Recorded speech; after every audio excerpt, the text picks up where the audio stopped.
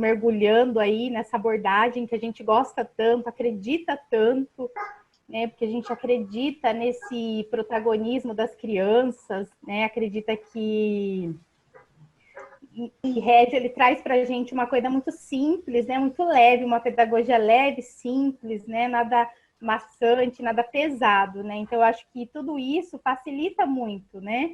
Eu acho que o nosso dia a dia com as crianças. Então, a gente tem aprendido muito com essa abordagem, tem estudado. Então, o intuito do grupo, né, foi... Tanto é que é muito mesclado. Você vai ver que são pessoas de várias regiões, né? Tem a Lili, que é de Brusque, tem pessoas aí, né, de São Paulo, Rio Grande do Sul, de vários lugares. Então, assim, e a gente quer trocar, né, esse conhecimento, o que cada uma sabe, como cada uma trabalha, porque apesar de você já conhecer a abordagem, mas cada uma trabalha de um jeito diferente, né? Então, acho que isso é legal, você conhecer, né, o que cada uma sabe, o que cada uma faz, como faz. Então, o intuito do grupo foi esse, uma aprender com as outras também.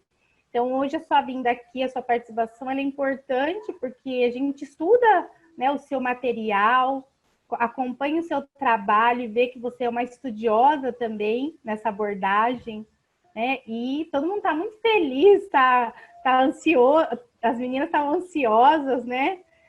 Aguenta coração. Então, a gente quer ouvir você. Seja bem-vinda. Então, agradeço muito o convite novamente e eu separei aqui alguns slides para a gente poder conversar, vou esperar você liberar para a minha tela e pedindo, acho que está todo mundo já com o microfone fechado para não ter interferência no som.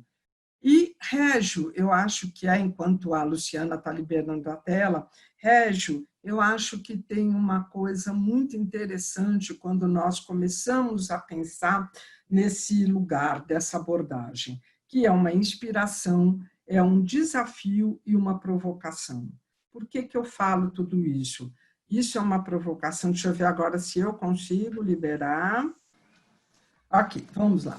Régio Emília, eu acho que traz para nós uma provocação muito grande quando nos falamos em uma pedagogia onde a marca da escuta vai fazer toda a diferença, e essa pedagogia da escuta no sentido de ler o mundo e aprender a desaprender.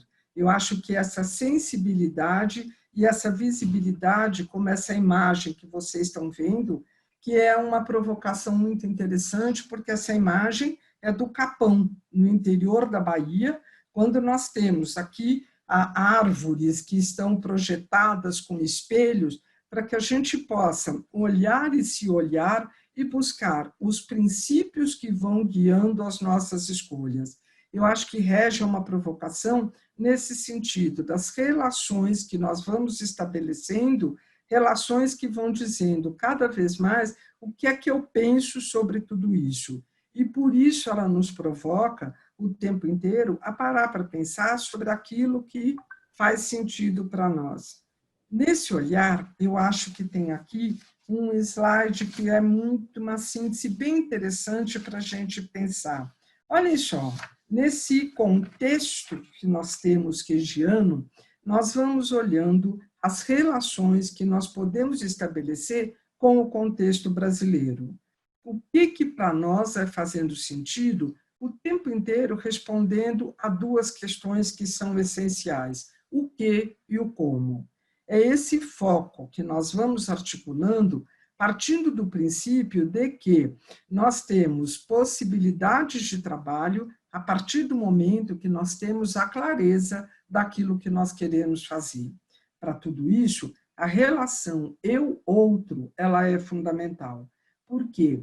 Nós fazemos um trabalho que articula a singularidade de cada um com o papel do grupo na construção do conhecimento.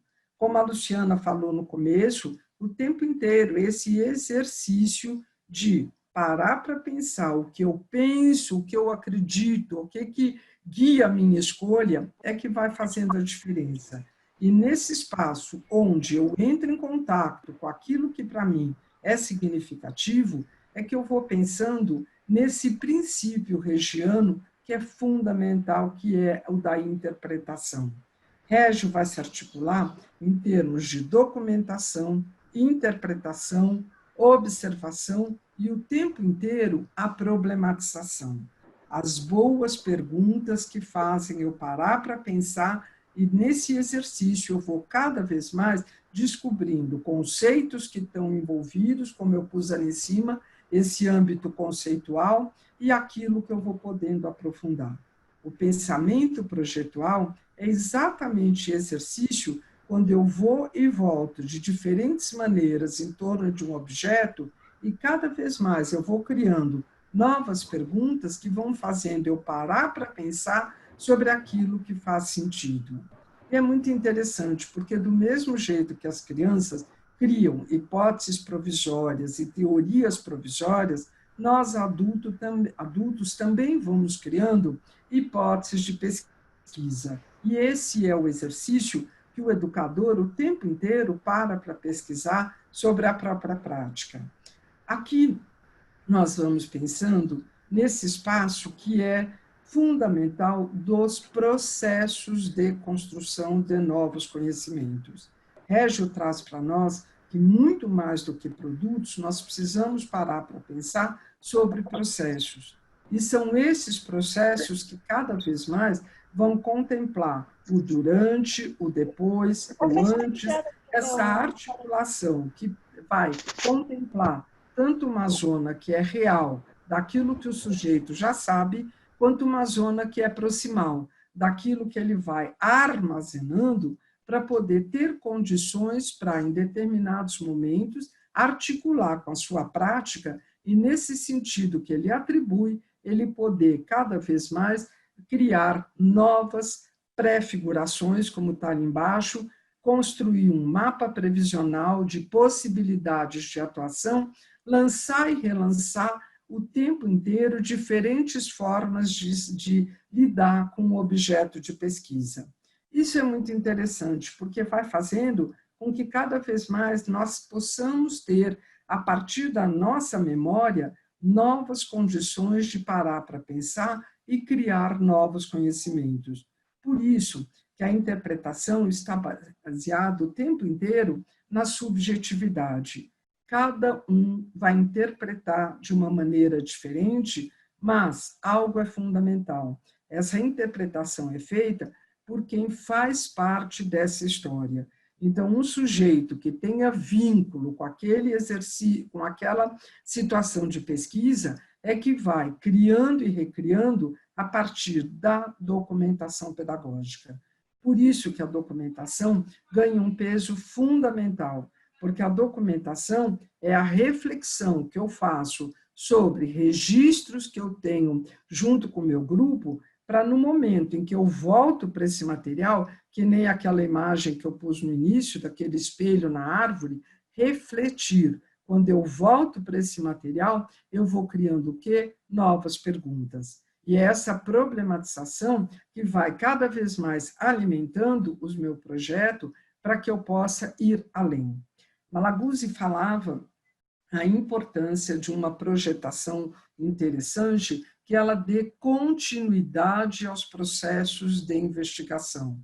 Por isso, ele diferencia propostas de pesquisa de atividades. As atividades, elas são estanques. É como se eu tivesse uma cômoda, abrisse uma gaveta, fechasse uma gaveta, mas é nesse exercício de dar continuidade e criar, por isso que essas linhas estão aqui na tela, novas articulações, é que eu vou cada vez mais alimentando teorias provisórias. E à medida que as teorias vão sendo significadas, eu vou como que me apropriando desses esquemas, como dizia Piaget, esses esquemas vão se tornando cada vez mais complexos e eu vou me abrindo para olhar para aquela mesma questão de um novo lugar. Esse é um exercício muito interessante, porque memória vai sendo articulada, comunicada, elaborada e novas pesquisas vão sendo construídas desde que o adulto crie contextos que cada vez mais sejam intencionais, como está lá em cima, com significados, criando planos de ação que vão sendo cada vez mais complexos.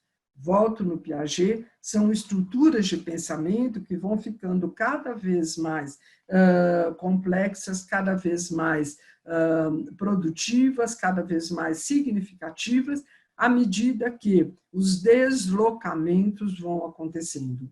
Por quê? Aprender é deslocar-se. Aprender significa sair de um lugar que eu estava e mergulhar em novas situações de aprendizagem.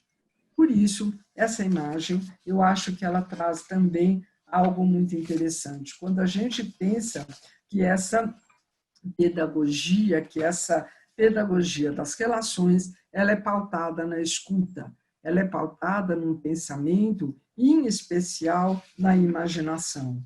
Como eu acho fundamental, ainda mais nesse momento que nós estamos vivendo, que o imaginário seja cada vez mais alimentado. Nós precisamos, pelo imaginário, construir boas perguntas que vão cada vez mais criando tramas e narrativas que vão dando para o sujeito a possibilidade de entrar em contato com a sua história. Eu trouxe aqui um pequeno recorte de um texto do Daniel Munduruku, que eu acho que traz uma ilustração muito interessante para isso tudo que nós estamos falando. E ele vai nos dizer: educação e arte. Aprendi com o meu povo o verdadeiro significado da palavra educação, ao ver o pai ou a mãe da criança índia conduzindo-a passo a passo no aprendizado cultural. Pescar, caçar, fazer arcos e flechas, limpar o peixe, cozê-lo, buscar água, subir na árvore. Em especial, a minha compreensão aumentou quando em grupo deitávamos sobre a luz das estrelas para contemplá-las, procurando imaginar o universo imenso diante de nós, que os nossos pajés tinham visitado em sonhos. Educação para nós se dava no silêncio. Nossos pais nos ensinavam a sonhar com aquilo que desejávamos. Compreendi, então, que educar é fazer sonhar. Aprendi a ser índio, pois aprendi a sonhar. Viajar na linguagem do não índio, para outras paragens. Passeava nelas, aprendia com elas. Percebi que na sociedade indígena, educar é arrancar de dentro para fora, fazer brotar os sonhos e, às vezes, rir dos mistérios da vida. Descobri depois que na sociedade pós-moderna ocidental, educação significa a mesma coisa, tirar de dentro, jogar para fora. Mas isso fica na teoria. Decepcionei-me ao ver que professores faziam o contrário, punham de fora para dentro. Os sonhos ficavam entalados dentro das crianças e jovens, não tinham tempo para sair. Aprender para o ocidental é ficar inerte, ouvindo um monte de bobagens desnecessárias. As crianças não têm tempo para sonhar. Por isso, acham a escola uma grande chatice. Não escolhi ser índio. Esta é uma condição que me foi imposta pela divina mão que rege o universo. Mas eu escolhi ser professor, ou melhor, confessor dos meus sonhos. Desejo narrá-los para inspirar outras pessoas a narrar os seus, a fim de que o aprendizado aconteça pela palavra e pelo silêncio. É assim que dou aula, com esperança e com sonhos. Eu acho que pensando nesses sonhos, pensando nessa busca de identidade, do que faz sentido, quem eu sou, é que eu vou o tempo inteiro me pondo em movimento.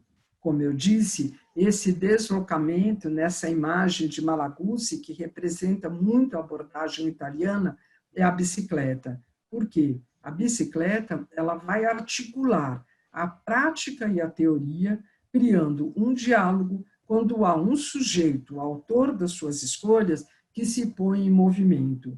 E é nesse mover-se que ele vai cada vez mais buscando ser protagonista das próprias escolhas. Participação, co-construção, relações interativas que vão o tempo inteiro entrando em diálogo e mostrando, como eu disse há pouco, que no deslocamento nós vamos construir no texto que eu estava lendo um conceito central para a abordagem regiana, que é o conceito de protagonismo. criança protagonista, educador protagonista, famílias protagonistas, que num diálogo estão o tempo inteiro pensando o quanto essas relações vão trazer essa visão intrinsecamente social das crianças, que são protagonistas com identidades pessoais, históricas e culturais únicas, envolvendo expectativas e possibilidades dos adultos. Professores são igualmente protagonistas, participantes com as crianças e pais em momentos singulares de tempos e da história. As crianças pequenas são protagonistas poderosas, ativas e competentes. Elas vivem numa sociedade onde elas têm o direito de serem ouvidas e realizarem ações, desde que tenhamos adultos que estejam abertos para mergulhar nessa relação com a criança. Isso eu acho que é um dos maiores desafios que nós temos pela frente, porque quanto mais estivermos abertos a mergulhar nessa experiência, esse conceito de protagonismo vai ganhando força e vai ganhando essa possibilidade de uma co-construção. Malaguzzi fala para nós, tanto na questão da co-construção, quanto a importância do conceito de participação. E eu acho que aqui, para nós, no momento que nós estamos vivendo, quando temos a possibilidade de voltar às escolas, e muitas das cidades do Brasil voltando já para essa realidade, essa imagem que eu pus aqui no meio, articulada, eu acho que traz para nós uma síntese desse conceito de participação, que eu acho que é vital, porque todos vamos precisar ser ouvidos nesse momento onde uma cultura de uma ciranda coletiva possa se articular para que essas crianças possam voltar para a escola, os educadores possam voltar para a escola, mas que todos se sintam representados nas escolhas que estão sendo feitas. A participação, como um processo de co-construção, ela é fundamental.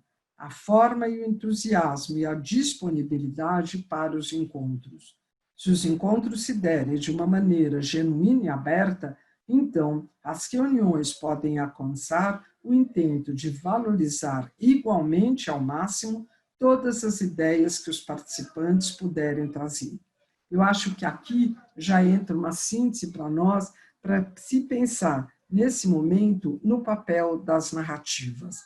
Eu acho cada vez mais que a narrativa é uma possibilidade de transformação da realidade da escola.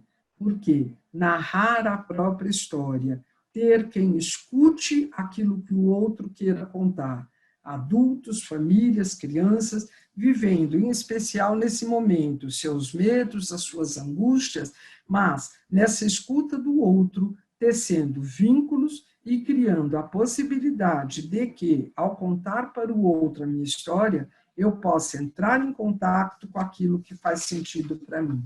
E nesse entrar em contato, que eu possa cada vez mais pensar que essa história pode ser contada de diferentes maneiras. Histórias que são lidas, histórias de boca, histórias com gestos, histórias que são dramatizadas, histórias que são sonoras, mas que tenha um sujeito e um corpo que esteja atrás, mostrando o quanto as linguagens expressivas são fundamentais na construção do conhecimento.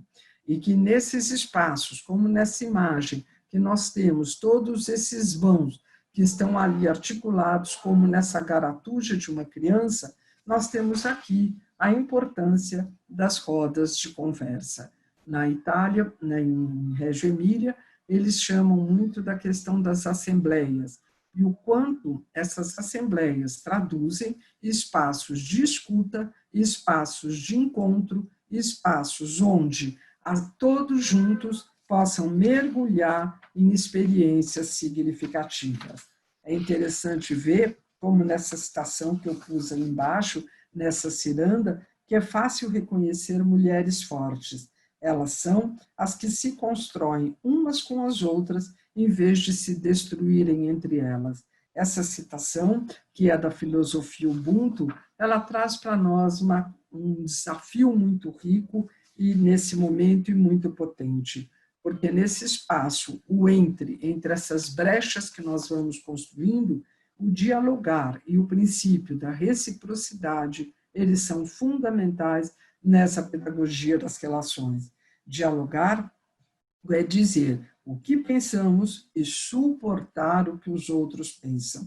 Então, entre pistas e brechas, a filosofia de Loris Malaguzzi vai nos dizer que é nessa relação que eu vou ganhando a potência de que confrontos são construídos, não conflitos, mas confrontos como pontos de vista diferentes, para que eu possa cada vez mais mergulhar na pedagogia da escuta. Escutar e ser escutado é uma das funções mais primordiais que a documentação vai nos mostrar. Produzir traços, documentos que testemunhem e tornem visíveis os modos de aprendizado individuais e do grupo, assim como a segurança de que o grupo e cada um individualmente tem a possibilidade de observar a si mesmo e a um ponto de vista externo, enquanto estão aprendendo, tanto durante quanto após o processo. Nesse livro, Diálogos com Reggio Emília, Carla Rinaldi vai nos trazer o quanto essa escuta do outro vai nos dando a possibilidade de criar e recriar novos cenários, novas hipóteses, novas histórias, e dessa forma, cada vez mais, mergulharmos. Eu não vou ler aqui essa história das crianças pelo tempo que nós temos, mas o quanto nós precisamos olhar para o cotidiano com esses olhos de primeira vez e o quanto essa escuta vai nos dando cada vez mais materiais e hipóteses a serem investigadas na construção dos projetos e dos currículos em ação. E dessa forma, vamos criando cada vez mais possibilidades. Acho que o nosso grande desafio é criarmos possíveis que são frutos dessas buscas e investigações das crianças, dos adultos, trazendo lançamentos e relançamentos para que cada vez mais a gente possa, como nessa imagem que eu acho muito interessante, mergulhar nessas investigações. Aqui nós temos pesquisas que vão trazendo, à luz de um microscópio, a investigação de um olho humano. E o quanto tudo isso vai nos mostrando que nós podemos significar cada vez mais de jeitos absolutamente originais, fazendo relações entre o real e o ideal na construção dos possíveis. Você sabe o que quer dizer acordar? Nós vamos começar separando as sílabas. Acordar, viu? Significa dar cor, colorir, colocar o coração em tudo que se faz. E eu acho que é com esse coração que nós vamos cada vez mais mergulhando em possibilidades. Aqui eu deixo para vocês um material de consulta, eu posso depois mandar o slide para a Lili, para vocês poderem ter disponíveis, e aqui eu ponho uma imagem para finalizar, usando 30 minutos certinho do tempo que combinamos, para que a gente possa mergulhar agora, de fato, nas nossas perguntas e nas nossas relações. Eu acho que esse é o grande desafio que nós vamos ter. Vou pedir, então, por favor, para a Luciana dar a tela cheia de novo.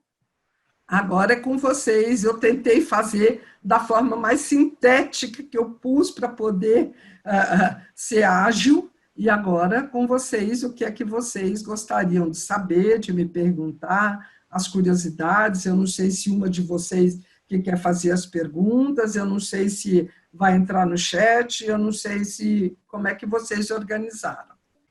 Então, meninas, na verdade, nós conversamos, né, no nosso grupo, e algumas iam elaborar algumas perguntas, né, iam fazer algumas anotações para fazer agora aqui. Alguém tem alguma pergunta para fazer? Alguém quer falar alguma coisa? Vamos aproveitar esse momento, hein, meninas? Olha que eu fui sintética para gastar os 30 minutos, ainda procurei pôr nos slides para a gente ter ali uma possibilidade de conexão com tudo isso que nós estamos falando. Então, agora é com vocês. Quais são as dúvidas, as curiosidades, Eu os vou escolher uma encantamentos? pessoa. Vou escolher uma Luciana, pessoa para falar com Distanciamentos. você. A Oi? Daniela. A Daniela está aqui? Daniele, de Mato Grosso do Sul? Daniele, você mesma. Ai, Você, que bom. amiga. Bom, professora Alice, primeiramente é uma honra. Fico até emocionada de estar à frente de tantas pessoas, de tantos rostos diferentes e também de tantas culturas. Isso é uma riqueza. A senhora falou um pouco sobre tudo, né? Esses 30 minutos fez a gente pensar, repensar, construir, desconstruir muitas coisas.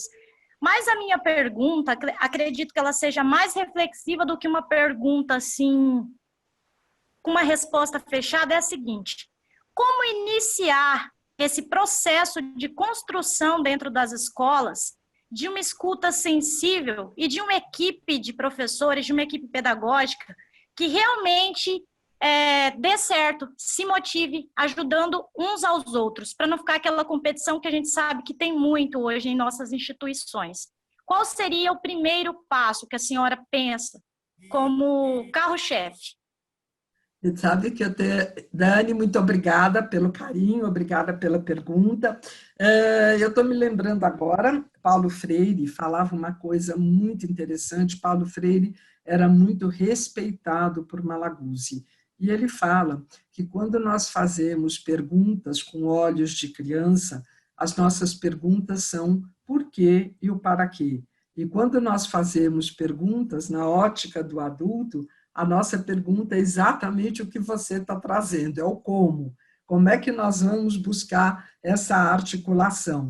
E, Dani, uma coisa que é muito, muito rica para você parar para pensar. Sabe aquele slide que eu passei no começo, que tem o que e o como? Eu não sei se você fotografou, mas aquele material, você tem ali essa articulação entre as duas questões, porque não existe o como sem o que. O desafio, quando vocês trabalham nesse estudo, nessa construção de princípios, eu diria para vocês, organizem os princípios que fazem sentido com aquilo que para vocês é importante. Porque a identidade, daí a escolha desse texto do Munduruku, a identidade de cada um, o que vai ser para você algo fundamental no Mato Grosso, vai ser diferente do Rio Grande do Sul, como dentro da cidade de São Paulo é completamente diferente conforme a região que eu estou. O que eu quero dizer com isso? Cada escola tem uma marca, cada instituição tem a sua proposta. Se ela é pública, se ela é particular, se ela tem um currículo pré-determinado. Aqui em São Paulo a gente tem o currículo da cidade para a rede pública, mas o que é fundamental, que o Malaguzzi falava, é quando a gente olha para o material que nós temos e criamos o quê? Os pontos de relação. São essas conexões que vão dando sustentação para aquilo que nós queremos fazer. Se eu buscar o como, em termos de ações, que eu diga para você, faça desse jeito, eu estaria sendo completamente contraditória com toda a abordagem regiana, porque não existe prescrição, mas a construção de um olhar que é de autoria. E a autoria passa por um mergulho que cada um tem a partir da sua realidade. Isso é um desafio enorme. Por isso que Régio provoca tanto todo mundo, porque todo mundo fala assim, nossa, não existe nenhum livro que dê para a gente esse caminho das pedras. Não existe mesmo. O que vocês vão ter que fazer, e vou te falar uma coisa, quando eu comecei a ir para lá, a primeira vez que eu fui foi em janeiro de 2008. Eu já fui 5 vezes para lá, tá? E tive agora, sou professora da pós-graduação aqui do Singularidades, eu fiquei 2 anos com as italianas fazendo todo o acompanhamento da pós, cada um dos professores tinha 5 orientandos, e terminamos o nosso curso lá, na pós-graduação, em Reggio Emília, apresentando os trabalhos lá.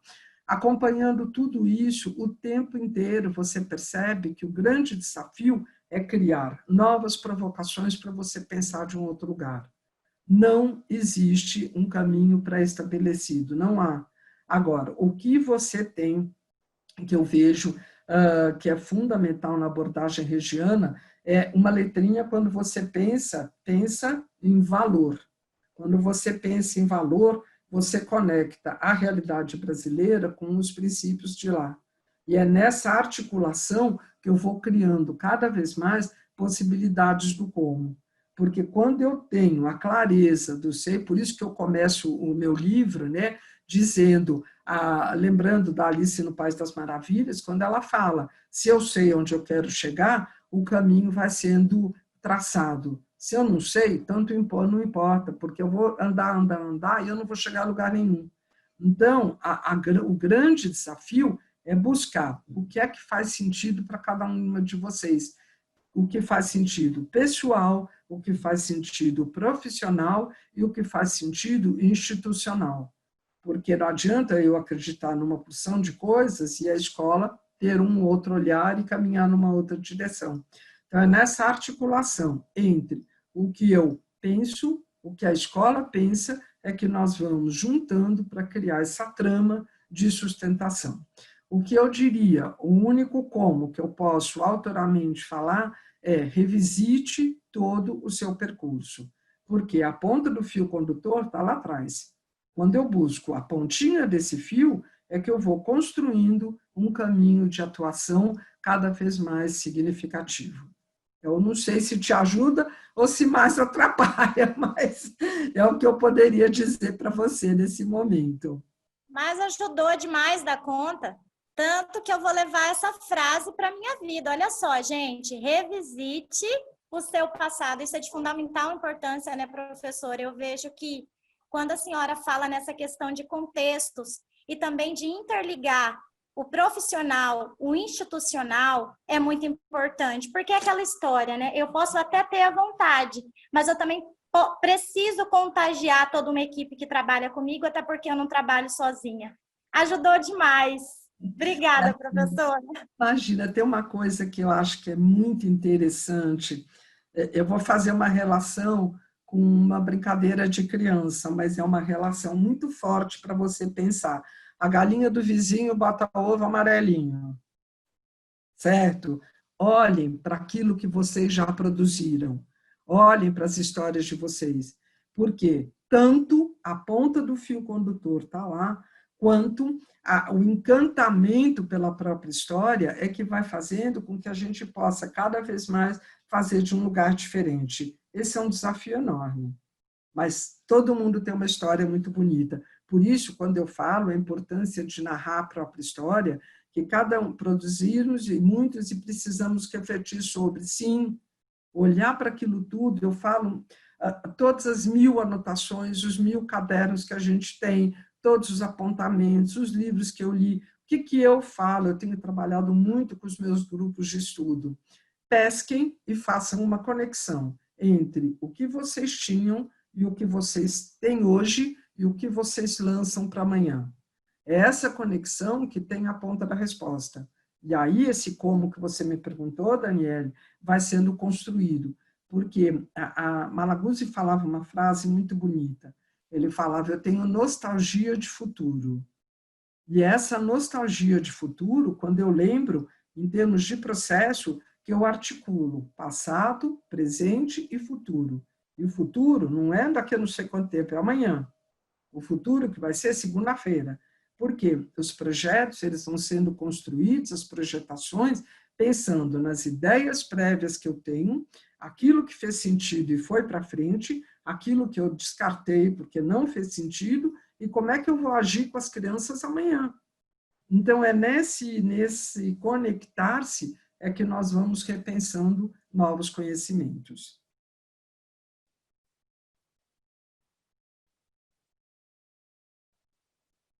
Alguma outra pergunta? Vamos lá, gente, que vocês têm 20 minutos que daí cai o Zoom. Aproveitem. Eu gostaria de fazer um comentário, mas não sei se a Luciana vai indicar mais alguém.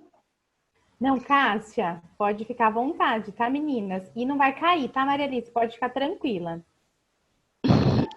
Tá, então é uma honra, né? Muito, muito bom ouvir.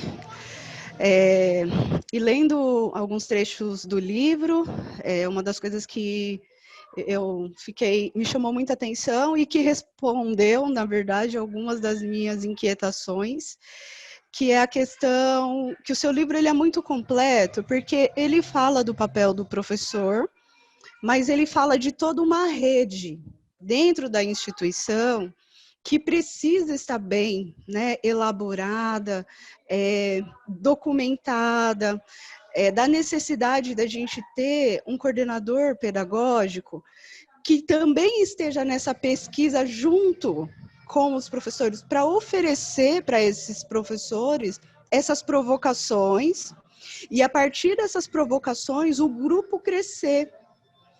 Por que que eu falo isso? Porque quando a gente estuda e a gente participa de algumas formações, parece que tudo está na mão só do professor.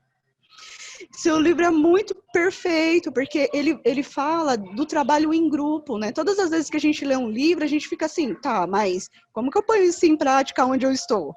Porque fica sobre os nossos ombros.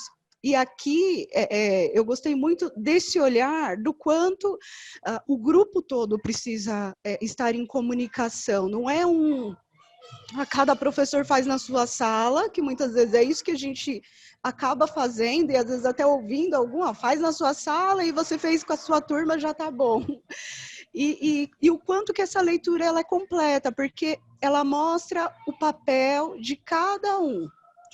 E aí, o segundo ponto que eu queria falar, e aí é onde talvez eu gostaria que a senhora pudesse explanar um pouquinho mais, é que assim, eu vim do Fundamental 2, da área de letras. Então, a gente dá muito trabalho dentro de uma disciplina, a gente até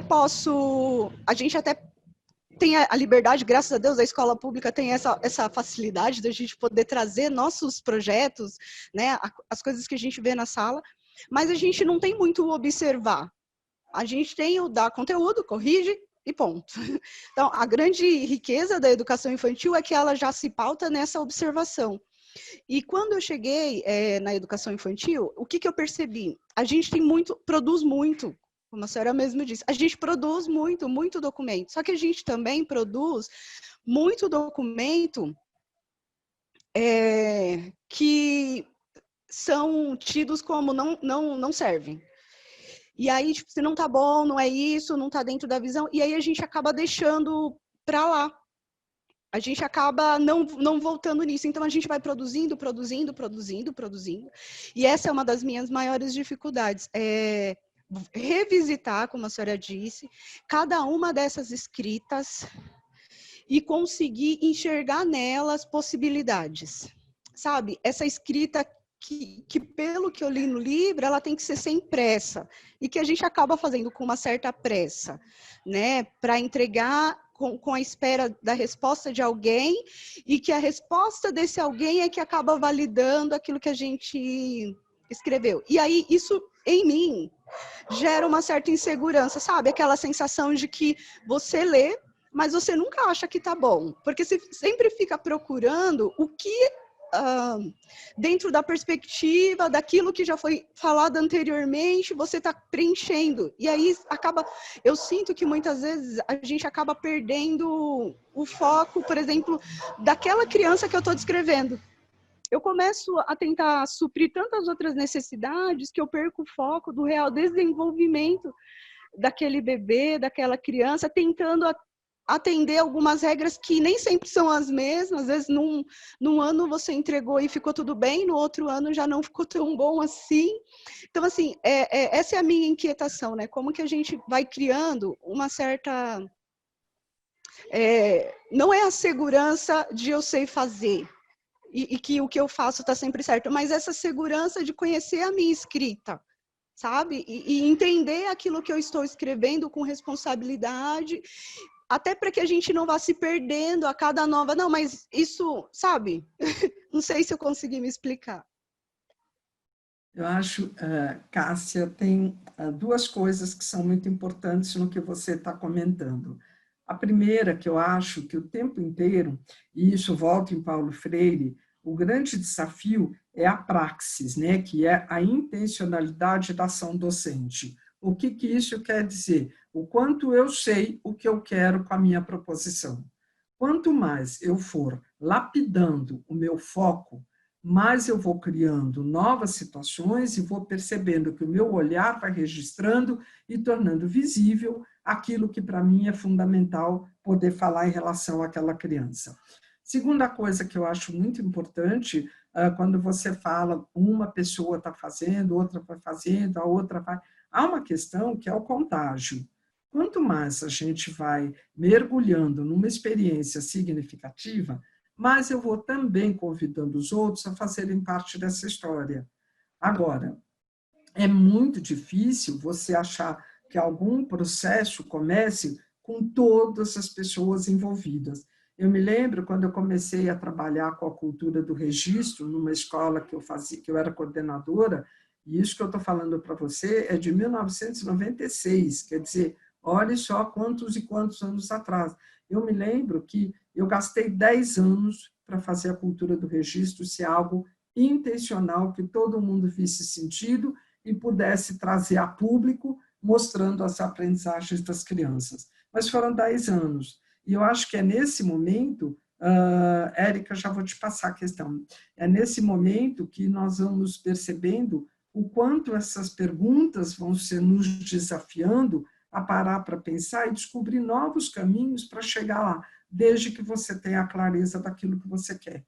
Por isso, olhar, ter uma criança em foco, ter uma equipe inteira em foco, ter todo mundo numa mesma sintonia, nós vamos lapidando aos poucos objetivos em comum. E quanto mais esses objetivos em comum vão sendo compartilhados, mais essa ciranda formativa vai se fortalecendo. Acho que tem alguém que quer fazer uma pergunta. Não sei se eu respondo, Cássia, o que você queria saber. Ou se há um comentário. Maria Alice, a Elana, né? Tudo bem, Elana? A Elana fez uma pergunta, mas eu gostaria que ela falasse também, Elana. Pode participar com a gente aqui. Muito bem-vinda. Aqui. Em primeiro lugar, eu queria agradecer demais a estar aqui com vocês. Alice, muito, muito legal estar aqui com vocês todas. E, Alice, você é uma pessoa que me inspira diariamente. Muito obrigada. Alice, eu gostaria muito, se for possível, ouvir você falar um pouquinho sobre uma das raízes de Régio, que foi a pesquisa sobre inclusão. Por quê? Porque eu acredito que muito desses questionamentos e dessa necessidade de caminhos passa por aí. Eu sou uma defensora da inclusão 24 horas por dia e eu gostaria muito de ouvir você falar sobre isso e agradeço. Meu coração está em festa. Obrigada. Sobre a inclusão, porque falhou o áudio na hora. Vamos lá. Uma coisa muito interessante, Malaguzzi falava, a escola é para todos. Isso é fato. E como que a gente pode criar situações, e aí não é só para as crianças de inclusão, mas tem uma frase dele que é muito bonita, todos têm que se sentir especiais, todos. E não é só a criança que tem algum tipo de comprometimento, mas assim, tem uma questão também, muitas vezes, que todo mundo mergulha nessas crianças que têm uma dificuldade mais visível, mas, por exemplo, aquele que é o café com leite, aquele que ninguém dá muita bola, ele vai se arrastando pela vida fora, e são as crianças que mais sofrem na escola, porque nunca ninguém parou para olhar e fazer com que ele se sentisse especial. Malaguzzi falava que a escola tem que ser um lugar de bem-estar e amável para todos, professores, famílias e crianças. Todos têm que se sentir especiais, do porteiro ao estagiário, ao auxiliar, todas as pessoas que estão ali. Teve um episódio que foi relatado num dos encontros lá em Régio, que foi muito bonito. Uma família foi procurar a escola para dizer que naquele grupo tinha uma criança especial e que o filho dele estava com medo dessa criança que era diferente, porque essa criança gritava em determinados momentos e que o filho dele estava com medo. Então, o que ele queria, oficialmente, ir ali e pedir para que aquela criança fosse realocada em outro lugar. E nisso, a coordenação da escola fala, Muito bem, você tem o seu direito de fazer a sua colocação. Para que escola você quer que o seu filho vá? Então, acho que isso traduz muito o quanto nós precisamos criar para cada um dos sujeitos essa possibilidade de se sentir especial. E aqui eu acho que entra a própria essência da aprendizagem. Por quê? Aprender só vai mergulhar em situações de aprendizagem quem tem uma autoestima fortalecida. E todos os sujeitos precisam ter essa autoestima fortalecida. Então, as crianças precisam, e aí volto na questão da escuta, um dos caminhos para fortalecer a autoestima é a escuta ser verdadeira. É horrível para uma criança, a nossa roda de conversa, que você tem 30 crianças sentadas, e a criança, o que você fez ontem? Ah, eu fui na casa da vovó. E você, o que você fez? Ah, eu comi pizza. E você, o que você fez? Nada com nada. Então, essa escuta, ela é um faz de conta. É para quase criticando, dizendo você falou, você falou, você falou. Não, você não falou nada. E aqui entra uma outra questão que também tem a ver com o que você está me perguntando, Elana, é o papel do grupo. Grupo significa que a pergunta de um é a pergunta de todos, porque se o grupo está ali representado, é um caminho de aprendizagem que vai se tornando público. Então, as crianças especiais, com as suas demandas, elas vão tornando ali desafios para todos que fazem parte daquela história. E essas crianças, elas vão ensinando muitas coisas para todos os outros. Eu me lembro, na época de coordenação da escola, quantas e quantas crianças especiais. Hoje, por exemplo, na escola que eu sou assessora, nós temos um grupo de 250 crianças, nós temos 25 crianças especiais. Quase que 1, 2 em cada grupo. Então, essas crianças, o que elas vão demandando é que cada um de nós possa ter um repertório para lidar com ela de acordo com a especificidade dela. E aqui volto na questão que é essencial, quando eu trouxe aquele conceito de participação, todos juntos para educar uma criança. E as crianças especiais, então, eu me lembro, eu fazia reuniões com 10 especialistas. Era o médico, era o pediatra, era o neurologista, era o fisioterapeuta, enfim, todos têm que trazer um olhar do que eles fazem para aquela criança.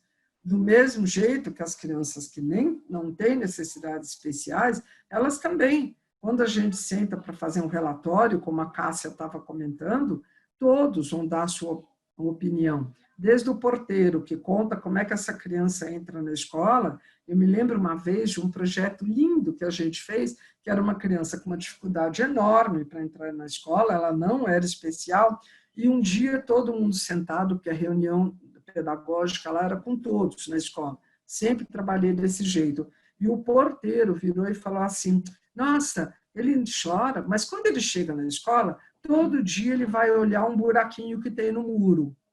Aquele buraquinho se transformou no eixo de um projeto. O que será que tem lá? Então, esse menininho levou os amigos para verem o buraquinho do muro e todo mundo foi junto construir essa possibilidade de investigação. Então, acho que o nosso grande desafio é ninguém tem a verdade e ninguém faz sucesso sozinho. Ponto. Se nós pensarmos nessa cultura de grupo, todo mundo trazendo cada um. Agora, pouquíssimo tempo, eu estava coordenando um projeto também numa escola, a cozinheira virou e falou assim, nossa, eu estava ali arrumando hoje o lanche e as crianças pararam na porta da sala, da cozinha, e ficaram cheirando. Daí todo mundo falando, nossa, cheirando. Ela falou, sabe, eu queria contar para vocês, porque eu tinha ali manjericão.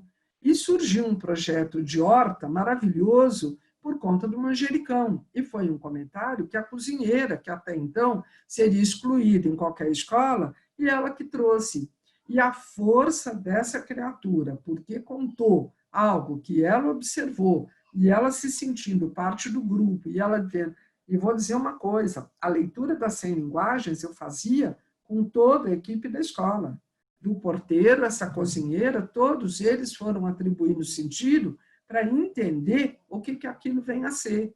Então, eles não tinham a pedagogia, mas o projeto é coletivo, cada um vai trazer a sua contribuição do lugar que ocupa. E isso é muito bonito para a gente, porque eu acho que quebra um paradigma de que os professores, os pedagogos, têm, como dizem os jornalistas, o pedagogês, que é essa linguagem que só a gente se entende, mas como é que nós podemos olhar para o jeito que cada um conta, mas dizer, a nossa história é nossa. E no momento que essa criança chega na escola, todo mundo junto está contribuindo, participando e enriquecendo, de uma forma ou de outra, a forma como essa criança se coloca. 3 minutos e vai cair, hein? Esse não vai cair. Então, professora, eu vou fazer uma perguntinha no lugar da Lenita, porque ela está com um probleminha Vamos no tirar uma microfone foto dela. antes que caia enquanto você pergunta. Tá. Então, ela diz assim, boa noite, Alice. Ah, o livro! O Rosinha, como o povo chama agora. Todo mundo abre a janelinha para a gente tirar a foto enquanto a Lili pergunta. Vou tirar a foto, então. Ah, mostrar o livro? Espera lá. Nem vou mostrar o livro. Ah, Peraí, deixa eu pegar o meu livro. tem gente que fala que é o Rosinha, então agora virou o Rosinha.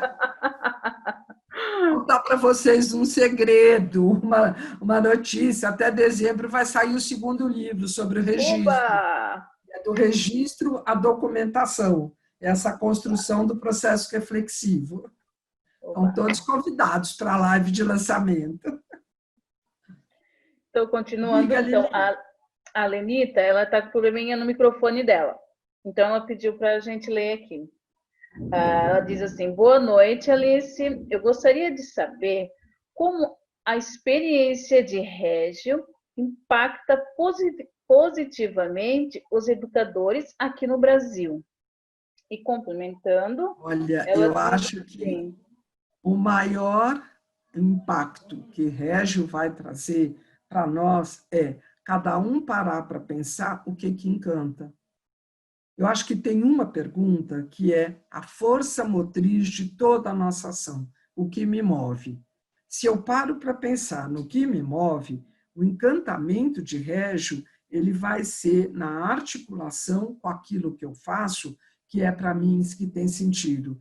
Então, se eu sou uma professora brincante, se eu sou uma professora contadora de histórias, cada um cai de novo na pergunta que a Elana acabou de me fazer, mas cada um é especial do seu jeito. Então, dentro desse olhar, por exemplo, da inclusão ou da música, cada um vai poder... como é que podemos saber das formações? É o GEP. O GEP são os grupos de estudo, que agora nós já estamos com muitos educadores do Brasil todo, né, nessa troca. Eu acho que é um movimento bem mais... Nós, o mês, geralmente em novembro, né, abrimos os grupos novos para o ano que vem. Mas volto, eu acho assim, olhando o mundo com olhos de criança, nós precisamos cada vez mais nos encantarmos com o nosso cotidiano. E aí eu queria fechar, né, que falta 1 minuto, dizendo uma frase de Malaguzzi que para mim é fundamental: olhar o ordinário com olhos de extraordinário. Então, olhar para o meu dia a dia dizendo que potência é essa, o que eu posso fazer de um outro lugar e o que me encanta.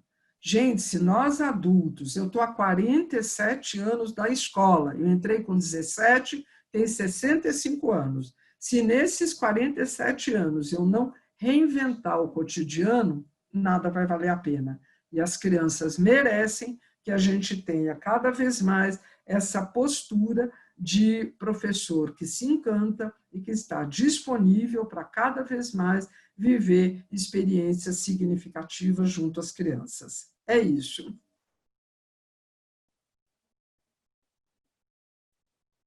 Muito obrigada para todo mundo pela atenção. Boa noite, bons estudos e qualquer coisa que vocês quiserem, a Lili tem meu contato, tá bom? E beijos a Santa Catarina, ao Brasil inteiro. Tchau, tchau. Tchau, professora. Obrigada, tá? Obrigada, Maria Alice. Muito obrigada. Foi uma honra ter você aqui no nosso grupo, viu?